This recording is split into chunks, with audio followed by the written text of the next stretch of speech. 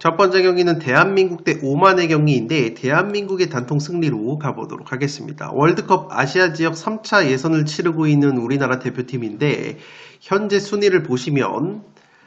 6경기 치러서 4승 2무 무패를 달리고 있습니다. 만약에 3월 A매치 2경기를 모두 승리를 거둘 경우에는 남은 경기와 관계없이 최소 조 2위를 확보를 하기 때문에 월드컵 본선행이 확정이 되는 만큼 이번 오만과의 경기가 굉장히 중요하다고 보시면 되겠습니다.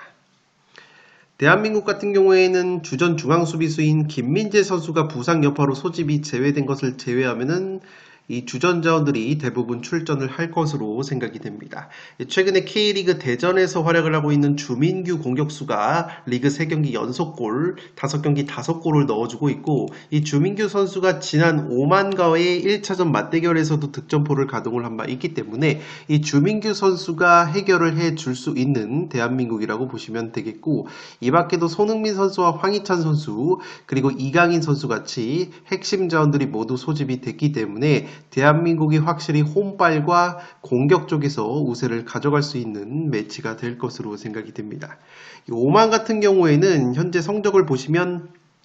2승 4패를 거두고 있습니다. 골 득실이 -3인데 오만 같은 경우에는 공격은 나쁘지가 않지만 수비적인 상황에서 최근에 실점이 상당히 많다고 보시면 되겠고 이 걸프컵이라는 대회에서 준우승을 차지를 하는 등 저력을 보여주고 있지만 그 걸프컵 대회에서도 매경기 1실점씩 당하면서 확실히 수비적인 면에서는 약점이 있는 팀이기 때문에 수비형 미드필더 알사아디까지 경고 누적으로 결장이 되는 오만을 상대로 대한민국이 화력적으로 앞설 수 있는 경기라고 생각이 되고 지난 1차전 맞대결 오만 원정에서 3대1 승리를 거뒀을 때도 이렇게 대한민국이 슈팅 숫자 16대6 유효 슈팅 8대0 점유율 66대34로 압도적인 경기 내용을 보여줬기 때문에 이번에도 김민재 선수가 소집이 되지 않았지만 승리를 가져갈 수 있는 경기라고 생각이 됩니다. 1번 경기 대한민국의 단통 승리로 가보도록 하겠습니다.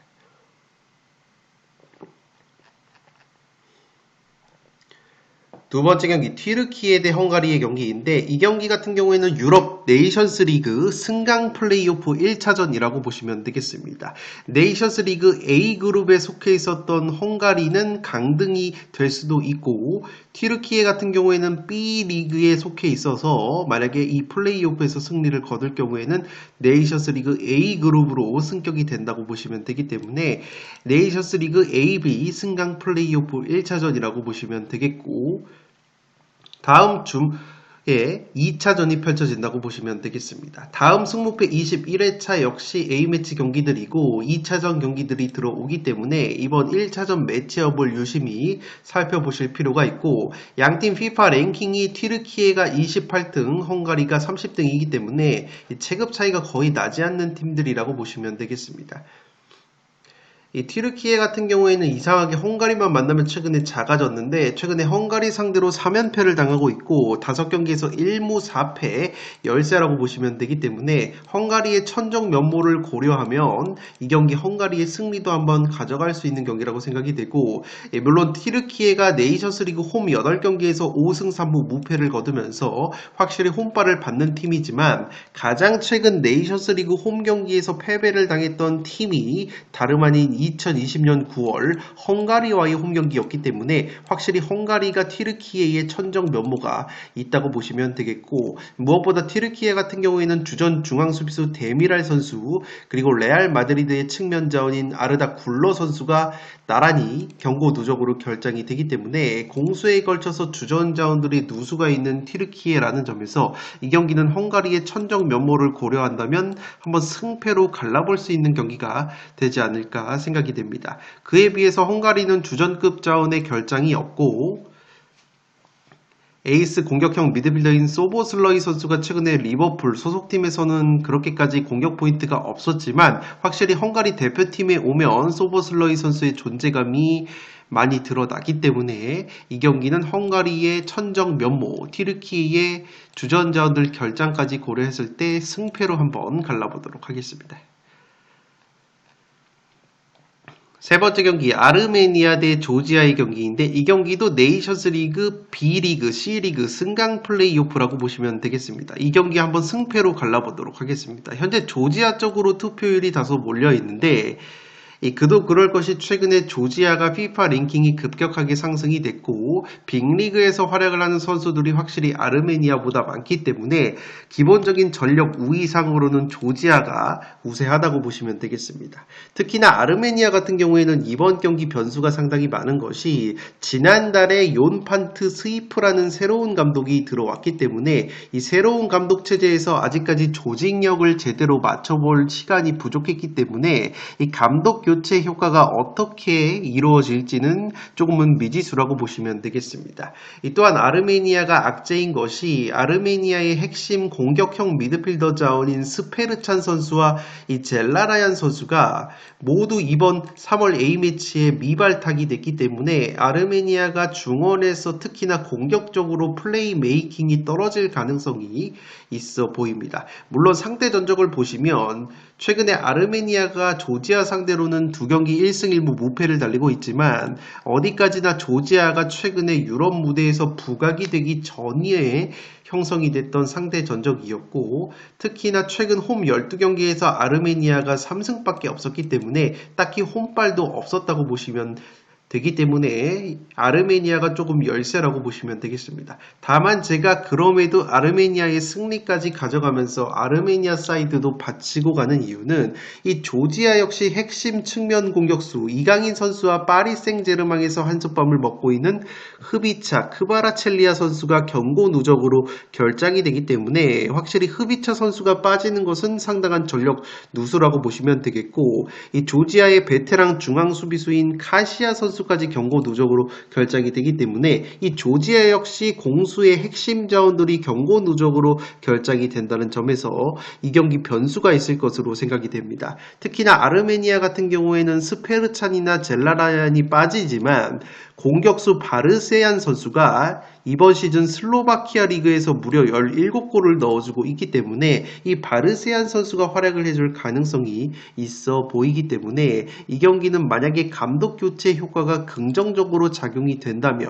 이 조지아의 흐비차 선수와 카시아 선수의 결장을 근거로 해서 아르메니아 사이드 결과가 나와도 조금은 이상하지 않을 매치라고 생각이 되지만 조지아 역시 해볼 만한 것은 흐비차 선수가 빠진다고 할지라도 공격 쪽에서 조지아가 미카우 타제라는 올림피크 리옹에서 활약하는 공격수가 최근에 2경기에서 3골 3도움으로 좋은 모습을 보여주고 있고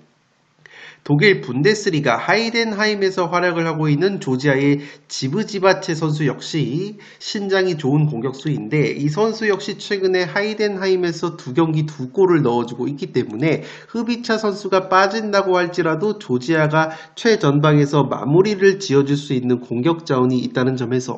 여전히 조지아에게도 승리 가능성이 있기 때문에 이 경기는 한번 승패로 갈라보도록 하겠습니다.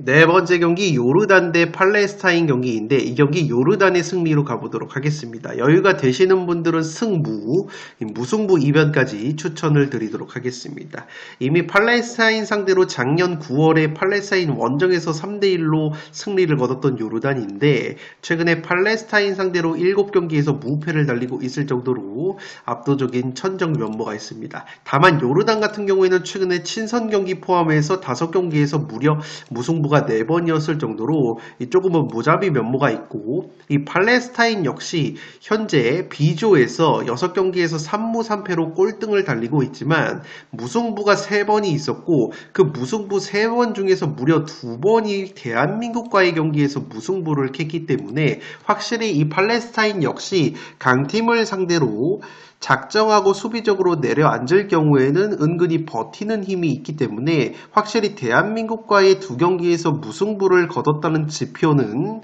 이 팔레스타인 역시 무자비 면모를 보여줄 가능성이 있기 때문에 이 경기는 무승부의 이변까지 한번 추천을 드리도록 하겠습니다. 또한 요르단 같은 경우에는 측면 자원인 올완 선수가 부상 여파로 미발탁이 되는데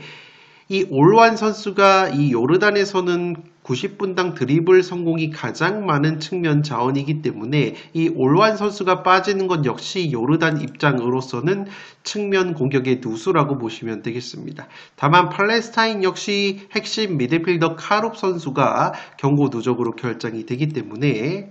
이번 A매치 경기에서 6명이 A매치 경험이 없는 선수였다는 점에서 이 경기는 그래도 요르단이 좀 더 유리해 보이지만 요르단이 무승부가 최근에 많았다는 점, 팔레스타인이 월드컵 아시아 3차 예선에서 대한민국과 2차례 무승부를 캤다는 점을 고려한다면 팔레스타인 역시 강팀을 상대로 무승부를 캘 수 있는 저력이 있다는 점에서 투폴 추천으로는 승무를 추천드리도록 하겠습니다.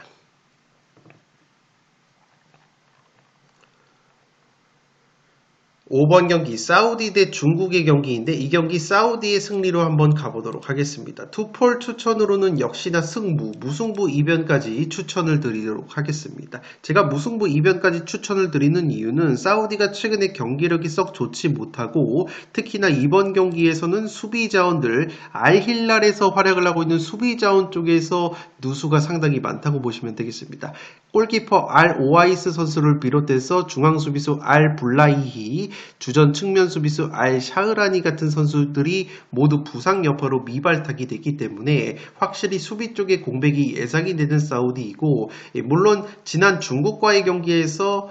극장골 2대1로 승리를 거둔 바 있는 사우디이고 당시에 사우디가 수적 열세였음에도 불구하고 승리를 거뒀기 때문에 기본적으로 사우디가 유리해 보이는 경기는 맞지만 최근에 사우디가 경기력이 썩 좋지 못한 데다가 수비 쪽에 공백이 있다는 점을 고려한다면 이 경기 무승부의 가능성은 조금은 있는 경기라고 생각이 됩니다. 이 사우디 같은 경우에는 현재 C조에서 1승 3무 2패 그룹에 있습니다. 인도네시아, 바레인과 함께 1승 3무 2패 승점이 동률이기 때문에 현재 일본의 독주 체제 속에서 호주, 인도네시아, 사우디, 바레인까지 열려있기 때문에 상당히 접전이 예상이 되고 있습니다. 물론 중국 역시 승점이 6점이기 때문에 6점 라인에서 상당히 치열하게 경쟁을 하고 있고 특히나 중국 같은 경우에는 쿠웨이트와의 친선 홈경기에서 최근에 3대1 승리를 거두면서 중동전, 사우디전을 대비를 어느 정도 했다고 보시면 되겠습니다. 다만 중국이 어려워 보이는 것은 중국의 베테랑 공격수인 우레이 선수가 이번에도 부상 여파로 미발탁이 됐기 때문에 확실히 우레이가 빠지는 중국 같은 경우에는 골 결정력이 상당히 떨어질 가능성이 있기 때문에 그래도 사우디가 홈발을 받을 수 있는 경기라고 생각이 되기 때문에 사우디의 승리로 가면서 사우디의 최근 썩 좋지 못한 경기력과 알힐랄 출신의 핵심 수비 자원들이 대거 빠진다는 점을 고려한다면 이 경기 무승부 이변까지 추천을 드리도록 하겠습니다.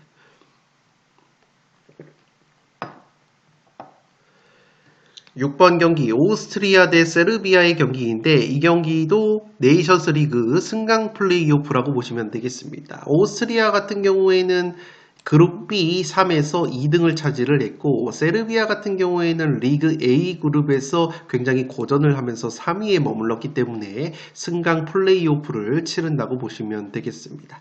이 경기 오스트리아의 단통 승리로 가는데 이 경기도 무승부의 이변 가능성도 추천을 드리도록 하겠습니다. 최근에 세르비아 상대로 2연승을 거두고 있는 오스트리아이지만 오스트리아 같은 경우에도 핵심 자원들이 대거 빠집니다. 특히나 미드필더 쪽에서 핵심 미드필더 자비처 선수를 비롯해서 바이른 미넨의 라이머 선수가 각각 부상과 경고 누적 결장, 토트넘으로 최근에 이적을 했었던 중앙 수비수 단소 선수가 부상으로 미발탁, 이 측면 수비 자원인 스테판 포시까지 부상으로 미발탁이 되기 때문에 이 오스트리아가 수비와 중원 쪽에서 전력 누수가 꽤 심할 것으로 생각이 됩니다. 특히나 지금 보시는 것처럼 스테판 포시 선수와 자비처 선수가 이 오스트리아 팀 내에서 기회 창출이 가장 많은 선수들이기 때문에 이 오스트리아도 적지 않은 전력 누수가 예상이 되고, 이 세르비아 같은 경우에도 최근에 경기력이 썩 좋지 못한데 주전 중앙 수비수 노팅엄에서 활약을 하고 있는 밀렌코비치가 경고 누적 결장, 주전 수비수 AC 밀란에서 활약을 하고 있는 파블로비치도 퇴장 징계로 결장, 측면 공격수 지브코비치가 경고 누적으로 결장이 되고, 베테랑 공격수 미트로비치도 출전이 불투명하기 때문에 이 세르비아도 전력 누수가 클 것으로 생각이 됩니다. 이 세르비아 같은 경우에는 공격수 블라호비치 선수가 있지만 컨디션이 썩 좋지 못하고, 루카 요비치 선수까지 있지만 요비치 같은 경우에는 소속팀 AC 밀란에서 경기 수가 굉장히 적은 데다가 오스트리아 역시 최전방 공격수 아르나우토비치 선수가 소속팀에서 경기 수가 그리 많지 않기 때문에 양팀 모두 최전방 공격자원들의 컨디션과 경기 감각이 상당히 떨어져 있다는 점, 양팀 모두 수비 쪽에서 공백이 있다는 점을 고려한다면 이 경기는 오스트리아 쪽으로 투표율이 많이 몰려 있지만 무승부의 이변 가능성도 충분히 있어 보이기 때문에 여유가 되시는 분들은 투폴 추천으로 승무를 추천드리면서 6번 경기는 그래도 오스트리아의 홈발 믿어보면서 오스트리아의 승리로 가보도록 하겠습니다. 현미경보석 1부 마지막 경기는 그리스 대 스코틀랜드의 경기인데 이 경기 승무 투폴로 가보도록 하겠습니다. FIFA 랭킹은 그리스가 39등, 스코틀랜드가 45등이기 때문에 별 차이가 없고, 최근 경기력 자체는 그리스가 좀 더 좋아 보이지만 이 스코틀랜드도 충분히 저력이 있습니다. 특히나 중원 쪽에서 맥토민이나 존 맥긴 같이 빅리그에서 활약을 하고 있는 선수들이 많은 스코틀랜드이고, 최전방 공격수 채 아담스가 토리노에서 활약을 하고 있지만 최근에 7경기 한 골이 그치면서 확실히 스코틀랜드는 중원 퀄리티에 비해서 최전방에서의 무게감이 떨어진다고 보시면 되기 때문에 최전방의 공격수 파블리티스가 버티고 있는 그리스가 좀 더 결정력이 나을 것으로 생각이 됩니다. 이 그리스의 파블리티스라는 공격수가 포르투갈 리그 벤피카에서 최근에 3경기 연속골, 6경기 6골을 넣어주고 있기 때문에 확실히 그리스가 홈발을 받으면서 결정력에서 근소하게 앞설 수 있는 경기라고 생각이 되지만, 제가 무승부까지 가져가는 이유는 이 스코틀랜드 역시 빅리그 경험, 현재 빅리그에서 활약을 하고 있는 선수들이 많고, 특히나 그리스가 핵심 공격형 미드필더인 바카세타스가 최근에 부상으로 미발탁이 되는데, 이 바카세타스가 팀 내에서 가장 많은 득점과 어시스트, 네이션스 리그에서 올리고 있는 핵심 자원이었기 때문에 이 그리스 역시 스코틀랜드 상대로 바카세타스 선수의 공백이 느껴진다면 이 경기 충분히 무승부가 나와도 이상하지 않은 매치라고 생각이 되기 때문에 7번 경기 승무 투폴로 가보도록 하겠습니다. 네, 이것으로 승무패 20회차 현미경보석 1부를 모두 마치도록 하겠습니다. 나머지 7경기 2부에서 다뤄드릴 것을 약속드리면서 이만 물러가 보도록 하겠습니다. 지금까지 풋볼 사령이었습니다. 감사합니다.